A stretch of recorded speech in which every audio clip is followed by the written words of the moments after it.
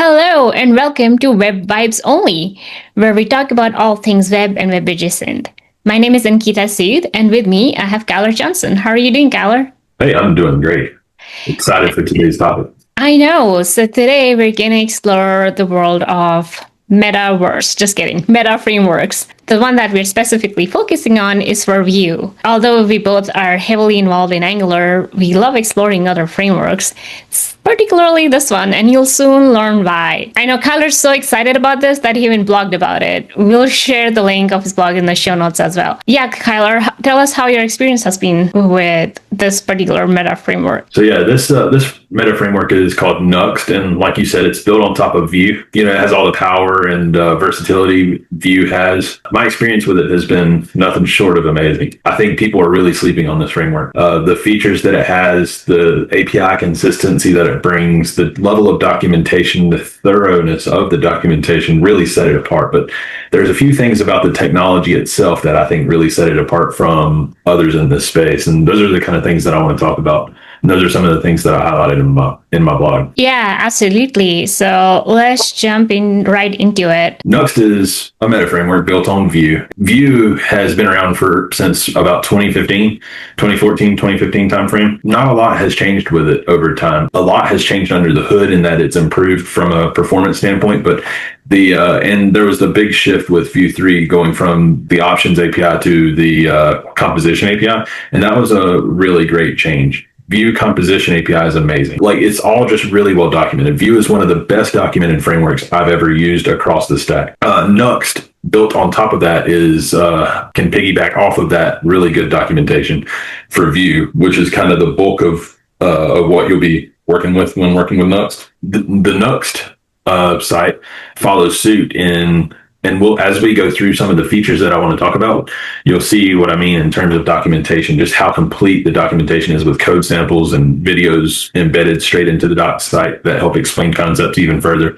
It's phenomenal. Yeah, all of this sounds really exciting, particularly the documentation aspect, because for something new, especially if people are wondering, like, we already have figured out our way around a framework, why do we need to learn a meta framework? The whole purpose of it and all the benefits that it brings and how well explained the documentation is plays a big impact. It just shows how well structured the meta framework is. That is reflected in the documentation. So yeah, I can't wait to learn more and dig into it. So the first thing I wanted to talk about is probably my favorite thing about Nuxt is Nuxt Modules. People have created packages and they register them with Nuxt in a way that you can add these to your project with like almost no config. Now, typically in my experience, when you hear that no config or almost no config tagline, I guess you can say, what I hear a lot of times is you lose the power that you need to configure this the way you want. That's not the case with this. So you can register some of these as plugins and you can configure those directly in the Nuxt config. Like, you can have all kind of stuff. Some of these are actually maintained by the Nuxt core team themselves, like Nuxt DevTools, which we'll talk about in a minute, Nuxt ESLint, Nuxt Test Utils, Nuxt Image, Nuxt Icon, Nuxt Fonts, that stuff. And of course, everything that has the official tag on it is by the core team. Sounds right. Like. And it seems like there are a lot more that are contributed by the community. I mean, I saw the number up there. That's a lot of modules, 289 plus. Now, there are some things that are really amazing. Like Nuxt UI is another one that's officially maintained. It's a great component library. And one thing to mention about that is with V4, since Vercel is backing Nuxt development going forward, with Nuxt UI V4, all of the pro features that you previously would have had to pay for, you're going to get for free. That's a big announcement for Nuxt, and that's a really compelling use case to use Nuxt UI, which is an incredible component library, UI library for Nuxt. That sounds like a developer's dream, to be able to just plug in, drag and drop module and that do for free. That's a huge win. It really is. And another one I like to talk about here is Nuxt content, which I'm actually using to drive my blog. So I can write markdown files, whatever, YAML configuration I can just use that to generate my static routes. Right. So it just becomes static HTML, and this uses a SQLite database under the hood. So if you want to look at if you want to query like the structure of the data, like your meta information at the top of markdown files, for example, you can do that. It's just a SQLite database. So whatever database tool you like to use, you can pull it up. You can see the data there. It's just really cool. So you can have things like payment stuff, e-commerce type plugins here, performance monitoring. We're talking like Sentry. You can hook up CMSs with this. Yeah, SEO. You can wire up auth with the Nuxt module. It's just incredible. It sounds like the complete solution. It really is. I don't know of any other framework that offers anything like this. Sounds very unique and very developer driven. Yeah. I'll reference back to this in a few minutes about how easy it is to add these things, find and add these things. And because it becomes relevant again and something else I want to talk about. A little bit of foreshadowing there. So the next thing I wanted to talk about is rendering modes. If you're familiar with meta frameworks, one of the things that they like to bring to the table is various rendering modes, right? Whether it's going to be running as a single page application or like server rendered. The latest craze has been like server rendering or something like that. There's kind of a few terms that make that a little bit confusing, like universal rendering, server side rendering, and hybrid rendering. Like, what's the difference between all this? This section of the documentation does a really good job of spelling that out. But at a high level, universal rendering is the default rendering mode of Nuxt. That means it's going to be server rendering your pages and serving them up as HTML documents. And then it hydrates the JavaScript on the client so that it can run there. And that way you kind of get the best of both worlds from like the server-side rendering bit, the pros of the server-side rendering bits, but you still get the interactivity that we've come to expect with single-page applications with JavaScript hydrated in the DOM. You can also go full SSR with this. You can go full SPA with this. One thing that I like about this is other meta frameworks that I've used, it's very difficult if you want to go full SPA, full single-page application, and only load this stuff on the client. Not with Nuxt. With Nuxt, it's you go to the Nuxt config and you write SSR false. There you go. You have a single page application. That's amazing. It's that easy. Wow. And that's just kind of been my experience with Nuxt in general. If I want to change something, it's usually really easy and pretty straightforward to figure out how to do it. And it's pretty simple. Now, what makes this really, really powerful is this idea of hybrid rendering, right? So what does hybrid rendering mean? That means, what if all of your site doesn't need to be server rendered and all of it doesn't need to be single page application? What if you have different parts of your site that would be better served to be one or the other? Can you do that? Well, in Nuxt, absolutely. So let's say, how many times do you have like a landing page that you would really want to be static rendered? You get the SEO benefits of static rendering that and that sort of thing. And it doesn't change often, right? So you want to pre-render that, but maybe your application is highly interactive. Think of something like Figma, for example, that's just highly interactive. It would need to be a single page application. So you could pre-render that landing page. Then on the login, it actually goes to your app route, and you could actually say, I want this to be single page application, and you have all of that client side functionality that you would expect, right? I mean, the power of having a hybrid app is tremendous. There's nothing like it, because you get, like you said, you get benefits from both, the best features of both SSR and a single SPA. So this seems like a really easy way to develop and maintain that. It really is. And what I love about this is you can see this example right here in the documentation that kind of shows you the power. And I'll blow this up to make it easier for the viewers to see here. Yeah, so at the home route, you're pre-rendering this one. That means it's built on the server at build time. Here, it's getting generated on demand at the products page. So when a user goes to /products and makes a request to the page, it builds it at that time and serves it up. That's a form of server-side rendering. And then you have blog. And notice that this is kind of a little bit different in that when a user goes to /blog, it does build that at server time, but it caches that page result. So, and right here, it's caching it for 3,600 milli. So that's an average. Yeah, that's awesome. Like, it has inbuilt caching. You don't have to solve for that separately. Yeah, and we'll talk about how that's powered in just a minute. That's another feature I love about Nuxt. But here you can configure that caching so that if you visit the site and it hasn't been built in the last hour, it'll rebuild that HTML document and then send that HTML document up. If I go to it, it's already going to be cached. Or the next 1,000 viewers that go and view it in the next hour, they're going to get that same cache version. So it's not using compute to do that, right? Yeah. So there's enormous performance benefits to that. Yeah, and then here, like the admin is SSR false, so it's only client side. So you can kind of see how easy it is to really use these hybrid rendering to get exactly what you want in Nuxt. I've never seen any other meta framework have it this easy to configure this with this level of granularity. Yeah, that's pretty cool. The next thing I wanted to talk about, and this is one of my favorite things, is the DevTools. So Nuxt DevTools has been around for a couple of years. This is an officially maintained Nuxt module that you can add, but it adds all kind of things. So you can see here, like, so basically when you're developing Nuxt, you can, and you register it, you can say you want it to show up. So it has this little Nuxt icon down at the bottom of your website on the local, when you're running it on local server or your local host.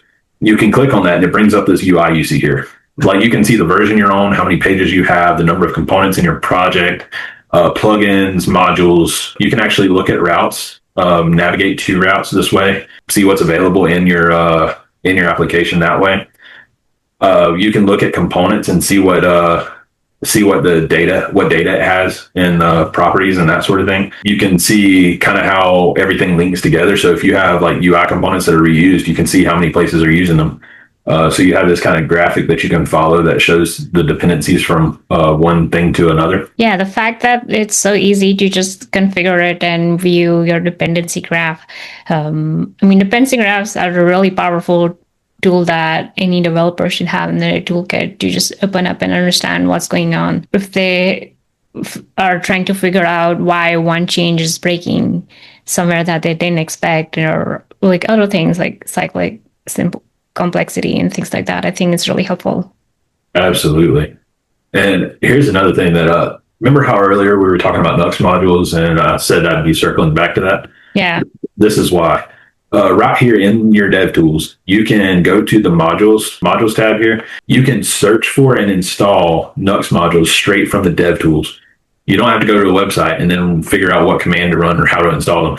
You can click on this and it'll ask you for permission. And if you give it permission, it will literally just install it for you. That's pretty amazing. I don't think anything like this exists anywhere else. It's incredible. Like, I'll spin up a new Nuxt project and I'll go through here and like I've done enough of this now that I kind of know what I'm going to need, and like, so I'll just go through here and click the things that I want to add and boom, it's there. I'm back in my code base and I'm configuring the things that I want to configure and I'm getting it up and running. Like, it's so easy.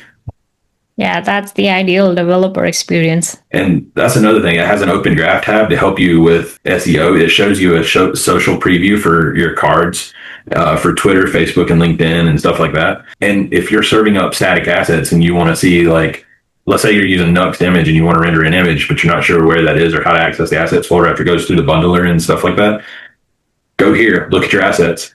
It'll literally give you whether you want to use an image tag, straight from native HTML, Nuxt image, or Nuxt picture. It'll give you the code. You just copy and paste it, put it in your template, and it gives you the path to the file that you want. You can like scroll your own assets just to see what assets you have in there. Like, it shows you images that you have in your assets folder, and it tells you how to access them wherever you need them. Right. Sounds like they've done all the heavy lifting for us, and we just need to click and drag. It's really impressive.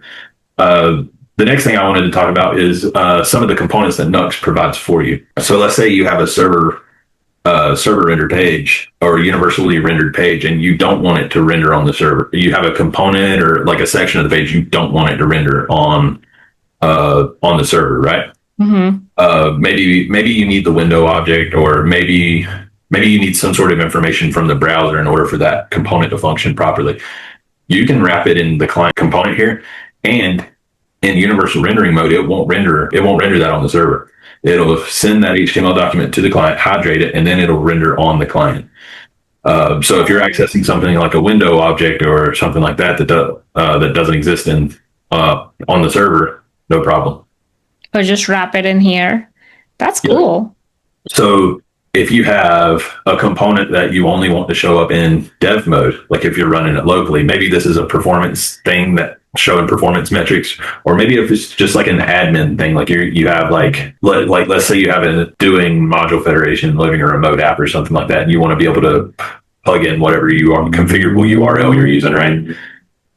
You can build that into a dev-only component that only shows on your local dev build. Yeah, I can think of so many use cases, like you said, because sometimes we have to add is localhost only or some checks like that, or have a specific dev environment configuration. So having a module that handles all of that checks is amazing. So, and that's really cool. There's things like Nuxt loading indicators, another good one. It gives you a loading indicator out of the box. If you're just rapidly prototyping something and you don't want to develop your own custom loading indicator, you've got one you can use out of the box. In Nuxt applications, you can define a layout that kind of wraps different pieces of your application, and it's as easy as developing that. Like, you put it in a layouts directory, and then when you say you want to use a layout, you just wrap it in this layout component. There's also Nuxt time. Component displays time in a locale friendly format. All you have to do is pass the date time or whatever into this Nuxt time, and then it automatically displays it for you. That's really cool. And it feels like they've thought about everything, even accessibility here.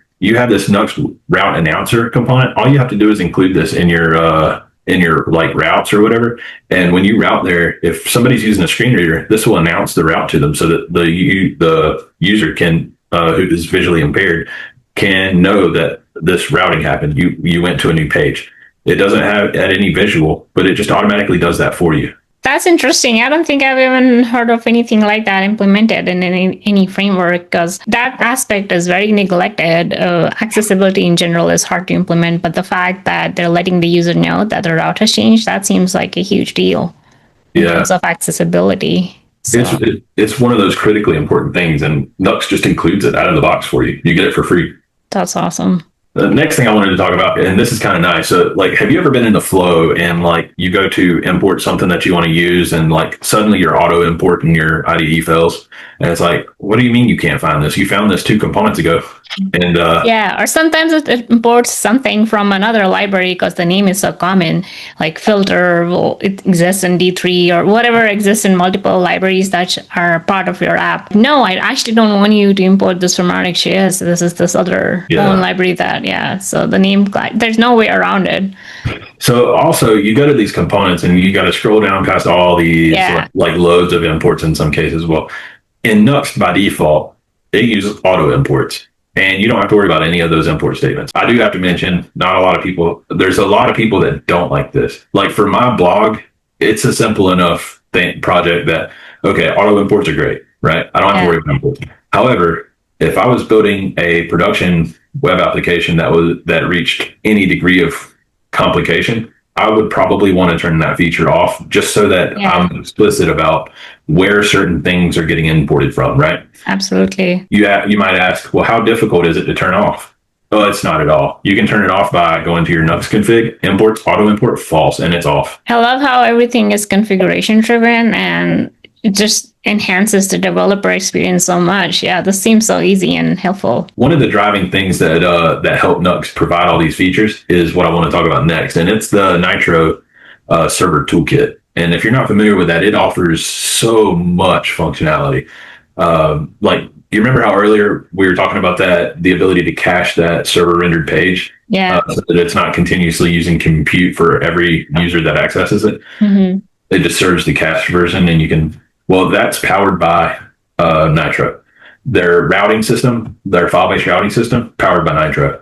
And Nitro just allows meta frameworks like Nuxt to take this kind of to the next level, make all of these incredible features that it provides just easy to use, right? Yeah. So in a lot of ways, a lot of the features that Nuxt brings to the Vue ecosystem, it's able to do that because it's built on top of Nitro. This is a really cool project. Anyone who's not familiar with it should definitely check out Nitro and what it has to offer. I know Nitro also powers a few other meta frameworks, and I'm sure there's a reason why, because it really smoothens things so much more. This is a little bit of self-promotion here. I had this example that I just wanted to show real quick for the next thing that I wanted to talk about, and that's data fetching. You have these composables that are built straight into Nuxt that you can use for data fetching. So by default, you would want to use useFetch. That's the one that you want to reach for. It offers server-side rendering with caching. If you're using an API or whatever to get data, it makes sure that it's only called once. So, you think about universal rendering by default.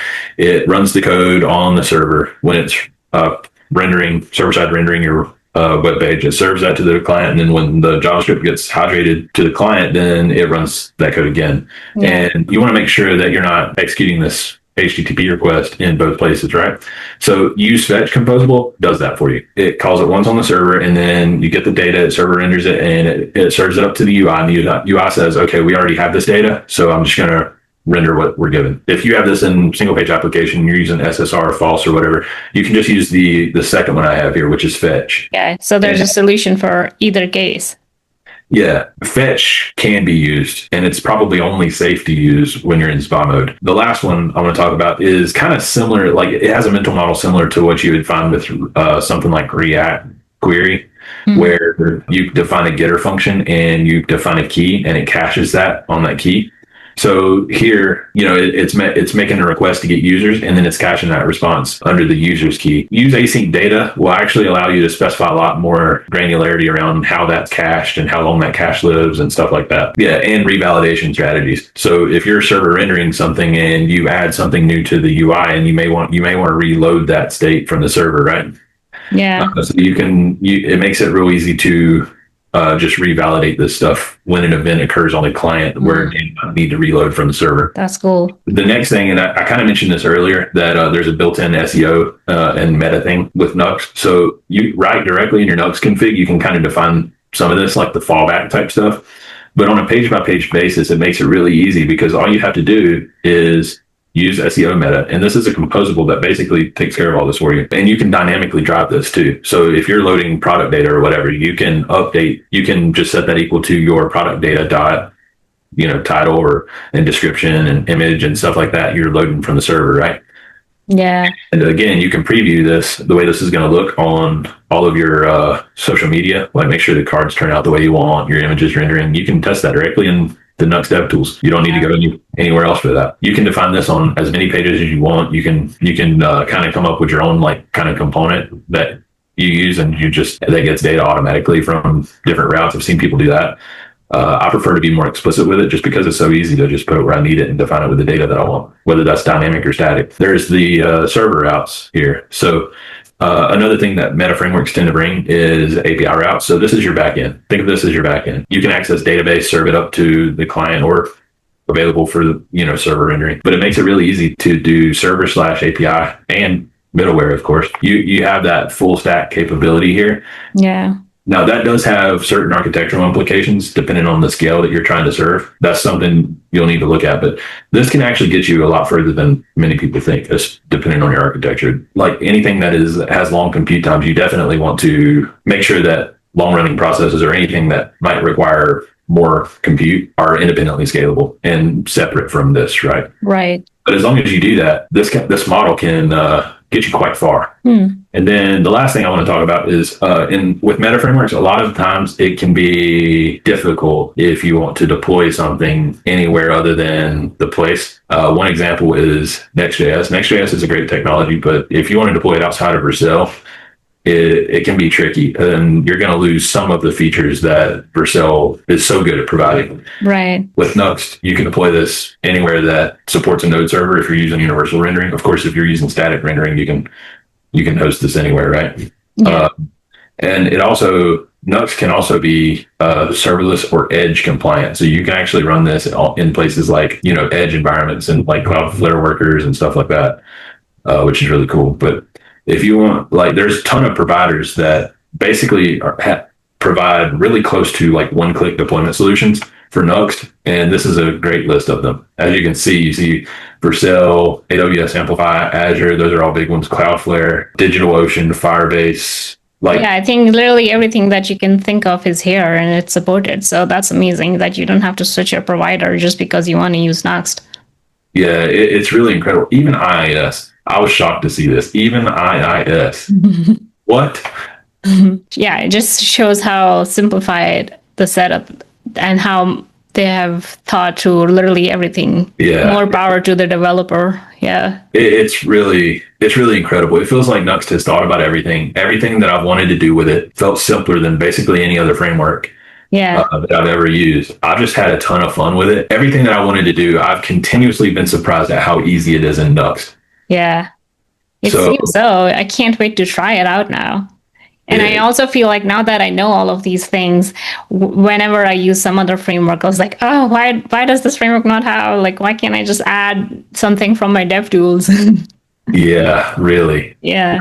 And Nuxt is making waves, right? They've made a lot of good decisions that other frameworks are taking note of. Yeah. If you've used the 10-stack router and stuff like that in 10-stack start or a 10-stack router for React or Solid, Yeah.